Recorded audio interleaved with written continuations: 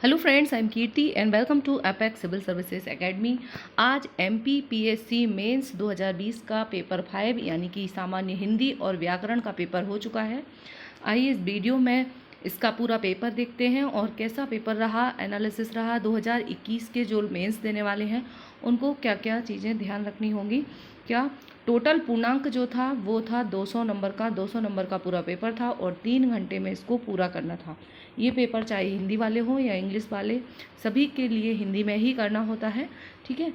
First question है 25 लघु उत्तरीय प्रश्न है। प्रत्येक प्रश्न का उत्तर अधिकतम 20 से 25 शब्दों में देना है। सभी प्रश्न अनिवार्य हैं और प्रत्येक प्रश्न 3 अंकों का है। ठीक है। 3 मार्कर हैं ये। 25 3 मार्कर पूछे जाते हैं जो कि टोटल 75 नंबर के हैं। ठीक है। फर्स्ट है पारिभाषिक शब्दावली का तात्पर्य क्या है। सेकंड है उपमा अलंकार किसे कहते हैं। थर्ड है संस्कृत आचार्य दंडी की अलंकार संबंधी परिभाषा को स्पष्ट कीजिए।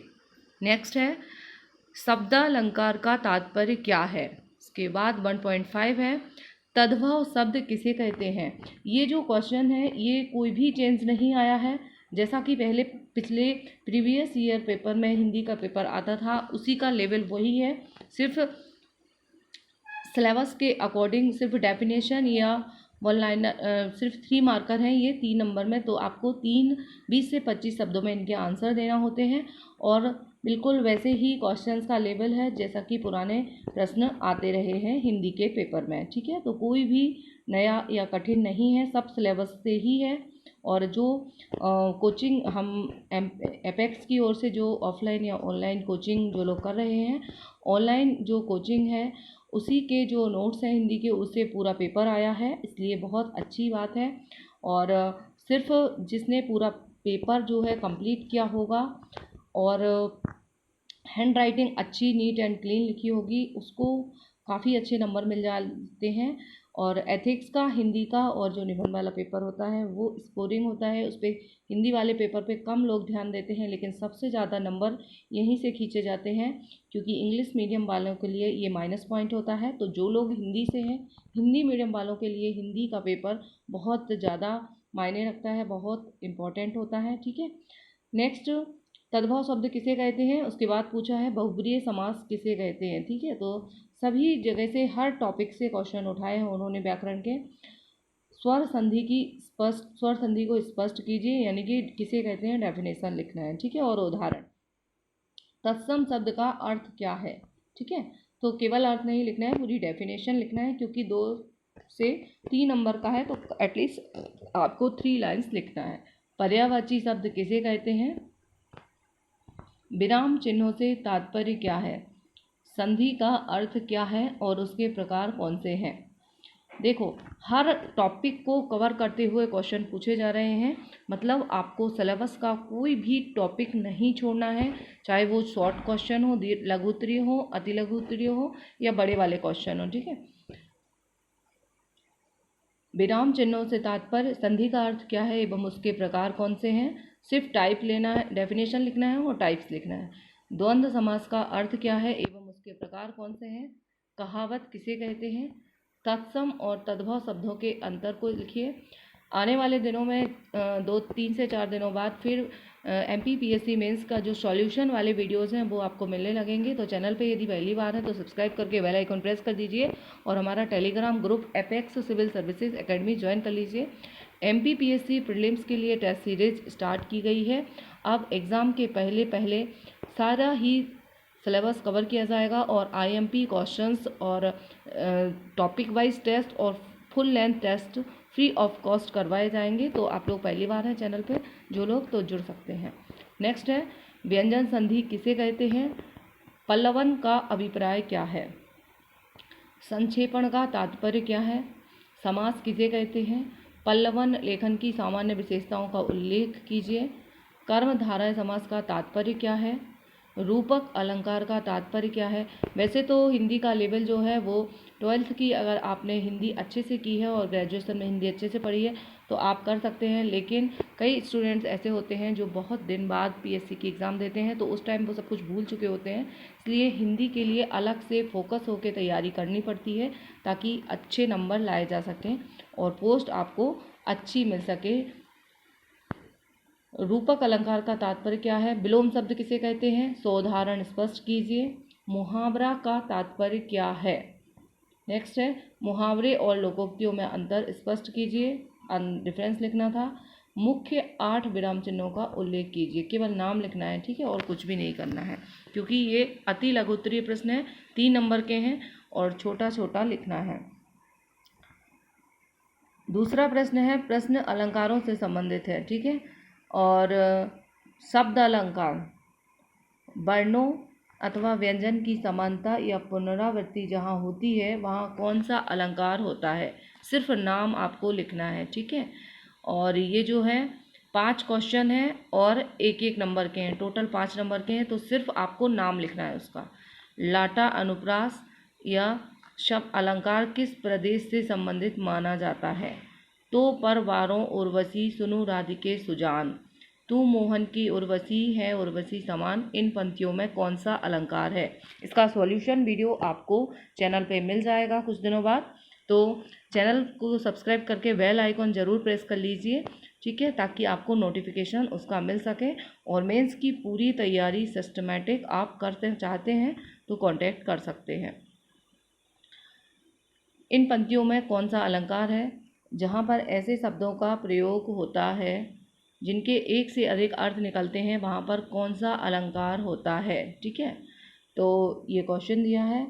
और नेक्स्ट है अनुप्रास के कितने और कौन से भेद हैं?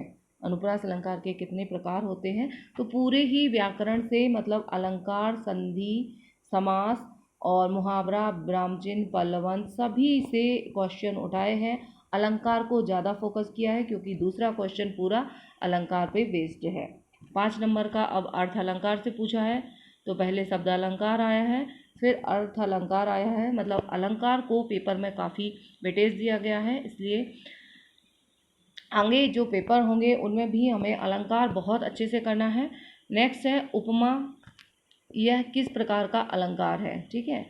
और दूसरा है पीपर पीत पर पात सरिस मन डोला, इस पंक्ति में प्रयुक्त शब्द डोलना में उपमा का कौन सा अंग है, ठीक है, उपमा अलंकार के जो अंग होते हैं उनमें से कौन सा है, ठीक है। नेक्स्ट है, अब यदि आप ये पूरा डिटेल जो है जब पढ़ोगे, जो लोग नए हैं जिन्हें हिंदी नहीं पढ़ी है उनको समझ में नहीं आ रहा होगा, तो उसके लिए इसका वीडियो सॉल्यूशन वाला वीडियो बनाया जाएगा जिसमें आप अच्छे से कर सकते हैं। साथ ही सारे ही व्याकरण हिंदी की करवाई जाएगी, ठीक है, जो कि मेंस के लिए रहेगी। बीती विभावरी जागरी, अंबर पनघट में डूबो रही, ताराघट ऊषा नागरी, इन पंक्तियों में रूपक का कौन सा भेद है, ठीक है। तो जितने भी अलंकार हैं उनके अलग अलग प्रकारों से भी क्वेश्चन बने हैं। उत्प्रेक्षा के प्रधान भेद कितने हैं, ठीक है, जो उत्प्रेक्षा अलंकार है उसके कितने प्रकार हैं। हेतु उत्प्रेक्षा अलंकार में हेतु का सामान्य अर्थ क्या है, ठीक है, मतलब आपको पूरा कंसेप्ट क्लियर होना चाहिए व्याकरण का, हिंदी व्याकरण का। नेक्स्ट है इंग्लिश मीडियम वालों के लिए ये पेपर काफ़ी कठिन माना जा सकता है, क्योंकि हिंदी वालों के लिए ही कठिन है, क्योंकि अलंकार को बहुत ही ज़्यादा डेप्थ में पूछ लिया है और जिसने ज़्यादा तैयारी नहीं की होगी वो ये सारा नहीं कर पाया होगा।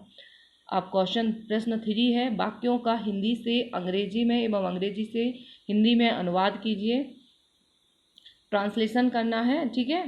पहले हिंदी में दिए हुए हैं ये 5 और 4 नंबर का है प्रत्येक, ठीक है। ये बहुत स्कोरिंग है। देखो यदि आपको इंग्लिश अच्छी आती है या इंग्लिश का हिंदी करना आता है तो 20 और 15 नंबर ये आपके पूरे पक्के हो जाएंगे, पूरे में पूरे नंबर मिल सकते हैं। तो अब जो पेपर होगा MPPSC 2021 वाला अगले साल का मेंस, वो इसी पैटर्न पर रहेगा, क्योंकि इस बार सारे ही जो पेपर्स हुए हैं उन सब का पैटर्न चेंज हुआ है, पहली बार नए पैटर्न के अनुसार पेपर हो रहे हैं। तो ये आपके लिए मॉडल और बेस का काम करेगा। इसी को ध्यान में रखते हुए आपको अपनी तैयारी करना है कि किस तरीके से क्वेश्चन पूछे जा रहे हैं। इसका इंग्लिश में आपको ट्रांसलेशन करना है। वहाँ ये जो दिया हुआ है ये मेरा पेपर नहीं है, ये नहीं है, वीडियो सॉल्यूशन आपके लिए अलग से बनाया जाएगा। अभी इंग्लिश में जो लिखा हुआ है उस पर आप लोग मत जाइए, ये गलत भी हो सकता है, ठीक है। अभी सिर्फ आप लोग पेपर देखिए। पहला है, वहाँ एक ऐसी महिला रहती है जिसकी उम्र का तुम अंदाज़ा नहीं लगा सकते, ठीक है, इसको इंग्लिश में लिखना था। दूसरा है, अपनी पत्नी के जन्मदिवस पर मैंने उसे एक फर कोट भेंट किया जिसे पाकर वह फूली नहीं समाई, ठीक है। और नेक्स्ट है, इस तंग गली में तेज़ी से गाड़ी चलाना ठीक नहीं है। फिर है, अब आंखें खोल लीजिए। फिर है, भारत की विजय अवश्यंभावी है। इन सभी को इंग्लिश ट्रांसलेशन करना था और 4-4 नंबर का है। इन सब का वीडियो सॉल्यूशन जो है वो करेक्ट आंसर जो है वो आपको अगले वीडियोस में मिलेंगे। टेलीग्राम ग्रुप ज्वाइन कर लीजिए, वहाँ पे इनके PDF भी डाली जाएगी। निम्नलिखित वाक्यों का अंग्रेजी से हिंदी में अनुवाद कीजिए। प्रत्येक प्रश्न 3 अंकों का है, ठीक है। तो ये 3 नंबर का है। इंग्लिश टू हिंदी जो करना है वो 3 मार्कर है, और जो हिंदी से इंग्लिश में ट्रांसलेशन करना है वो 4 मार्क्स का है, ठीक है। तो हिंदी वालों के लिए ये काफ़ी अच्छा है। A good teacher may not be a good author and vice versa, ठीक है, इसको हिंदी में लिखना है। He is the founder of this institution and as well as its director. दूसरा है, थर्ड है, बाय ऑर्डर डिस्ट्रिक्ट मजिस्ट्रेट, इसको हिंदी में ट्रांसलेशन करना है। Eligible for government and accommodation, ठीक है, eligible for government accommodation. It can safely be admitted that, ठीक है। इनका हिंदी में तो लिखना था, लेकिन आपको जो ऑथेंटिक मानक हिंदी है उसका यदि जो लिखते हैं उसमें तो वो सही माना जाता है, उसको पूरे में पूरे नंबर मिल जाएंगे। तो ये बहुत अच्छा पैटर्न है। इस बार के जो ट्रांसलेशन आए हैं वो थोड़े अलग टाइप के हैं, ठीक है। तो इसका जो टेंस है उनसे नहीं है, ये अलग अलग पूरी इंग्लिश ग्रामर जिसकी अच्छी होती है वही कर सकता है, जो इंग्लिश बहुत अच्छे से जानता है। तो इसका इंग्लिश टू हिंदी और हिंदी टू इंग्लिश आपको सॉल्यूशन मिल जाएगा चैनल पे। नेक्स्ट जो क्वेश्चन आया है, क्वेश्चन 4 प्रश्न 4 जो है, इस प्रश्न में हिंदी व्याकरण से संबंधित संधि, समास, विराम चिन्ह इत्यादि प्रश्न हैं। सभी प्रश्न अनिवार्य हैं। प्रत्येक प्रश्न 2 अंकों का है, ठीक है। तो ये जो है 10 क्वेश्चन है और 2-2 नंबर के, टोटल 20 नंबर का यहाँ से आया है। भाई बहन यह किस समास का उदाहरण है? बहुत अच्छा है, केवल नाम लिखना है और यहाँ से आपको नंबर मिल जाएंगे। अब देखिए, किसी भी पेपर में इतना आसान नहीं रहता है नंबर कमाना जितना इस पेपर में रहता है, और इसी को लोग ध्यान नहीं देते हैं कि हिंदी है हो जाएगी। हिंदी पे यदि आप ज़्यादा ध्यान देंगे तो आपकी ओवरऑल नंबर या रैंक जो है बहुत अच्छी इम्प्रूव हो जाती है। भाई बहन यह किस समास का उदाहरण है? ठीक है, केवल नाम देना है और आपको 2 नंबर मिल जाना है। चंद्रमुखी में कौन सा समास है? सिर्फ नाम देना है। कल्पांत शब्द की स्वर संधि लिखिए, ठीक है, कल्पांत शब्द की स्वर संधि लिखिए, आपको स्वर संधि लिखना है। निसंदेह का संधि विच्छेद कीजिए। हस्ती दंत का संधि विच्छेद क्या है? दाल भात में किस प्रकार के चिन्ह का प्रयोग हुआ है? मेरी भव बाधा हरो श्याम हरित दुति होए वाक्य में प्रयुक्त चिन्ह कौन सा है? अभ्यास्त का स्वर शुद्ध रूप क्या है? बुढ़िया चरखा काटती है वाक्य का शुद्ध रूप क्या है? इसको सही लिखना था। निम्नलिखित वाक्य में सही चिन्हों का प्रयोग कर दोबारा लिखिए। भारत ने सहायता की, बांग्लादेश आज़ाद हुआ, दोनों देश गहरे मित्र बन गए, ठीक है। इनमें जो चिन्ह हैं इनको सही से आपको लगाना है। ये गलत चिन्हों का यूज किया गया है, आपको सही चिन्ह लगाना है, मतलब ये विराम चिन्हों की से संबंधित है 2 नंबर का। तो ये टोटल कितने नंबर हो गए? 20 नंबर। सिर्फ शॉर्ट है और इसमें आसानी से 16 से 18 नंबर लाए जा सकते हैं, ठीक है। 18 नंबर इसमें से और 20 भी लाए जा सकते हैं, पूरे के पूरे नंबर मिलेंगे। इसलिए इस टाइप के जो प्रश्न होते हैं ये बहुत ही स्कोरिंग होते हैं व्याकरण से संबंधित। नेक्स्ट है, इस प्रश्न में प्रारंभिक व्याकरण शब्दावलियों से संबंधित निम्नलिखित 10 प्रश्नों के उत्तर दीजिए। प्रत्येक प्रश्न 2 अंकों का है, टोटल 20 नंबर के हैं, 10 हैं, इनका आपको अभिरक्षा का शाब्दिक शब्द अंग्रेजी में लिखिए। ठीक है, इसको इंग्लिश में लिखना था कि अभिरक्षा को इंग्लिश में क्या कहते हैं। ठीक है, नेक्स्ट है स्टेटमेंट का शाब्दिक शब्द हिंदी में लिखिए। स्टेटमेंट को हिंदी में क्या कहेंगे। नेक्स्ट है आधा तीतर आधा बटेर का अर्थ क्या है। ठीक है, नेक्स्ट कृतज्ञ का विलोम शब्द क्या है। कृतज्ञ का विलोम शब्द पूरी व्याकरण ही है और जिसमें 4 पद हैं। अनेक शब्दों के लिए एक शब्द बताइए। नेक्स्ट है वत्स का तद्भव रूप बताइए। नेक्स्ट अमृत के 3 पर्यायवाची शब्द लिखिए। इसके बाद है एंडोर्समेंट को हिंदी में लिखिए। एंडोर्समेंट को हिंदी में क्या कहते हैं।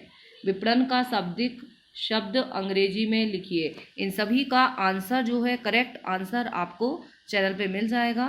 नेक्स्ट है विपणन को इंग्लिश में क्या कहते हैं और इम्पोस्ट का शाब्दिक अर्थ हिंदी में क्या है। इम्पोस्ट को हिंदी में क्या कहते हैं। तो हिंदी टू इंग्लिश पारिभाषिक शब्द इस तरह से पूछे गए हैं।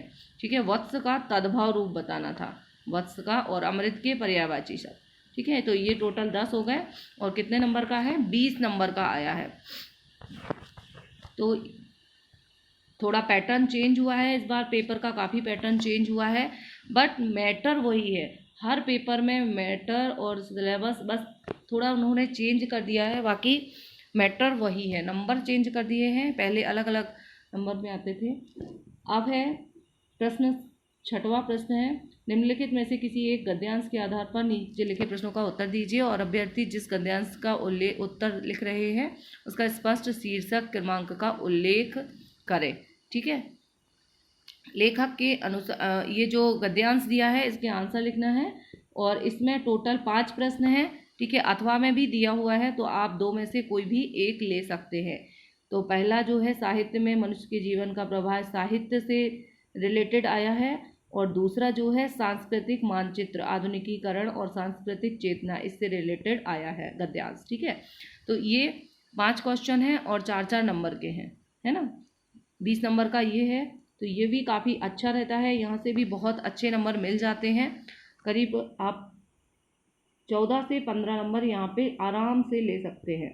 लेखक के अनुसार साहित्य वास्तव में क्या है और साहित्य में निहित स्थितियों की व्याख्या और मूल्यांकन उसे किन कारणों से संकीर्ण बना देते हैं।